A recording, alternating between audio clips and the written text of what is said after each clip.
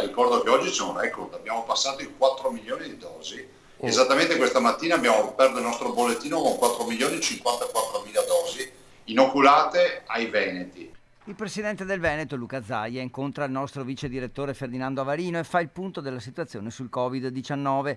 La campagna vaccinale è dunque il vero rimedio alla pandemia, perché il virus circola ancora, anche se in forma attenuata, ma abbassare la guardia sarebbe il comportamento peggiore. Un ritorno alla normalità, ma non deve essere la festa della liberazione. Allora è pur vero che i dati sono in assoluta remissione, nel senso che si pensi solo che noi siamo passati dalla punta massima di 450 malati ricoverati in terapia intensiva a una 25-30 di oggi. Le mascherine vanno considerate come un ombrello, ricorda Zaia, se serve perché c'è assembramento si apre, altrimenti lo si tiene piegato in borsa. Almeno 30.000 tamponi al giorno, la stragrande maggioranza li faremo a vuoto. Ricordo che continueremo a tamponare, quindi a testare i dipendenti della sanità, i dipendenti delle case di riposo, i ricoverati degli ospedali. Oltre ai tamponi che si fanno regolarmente, dunque, il governatore chiede alle strutture di prevenzione di farne almeno altri 30.000 in più ogni giorno per tenere sotto controllo infezione e contatti stretti.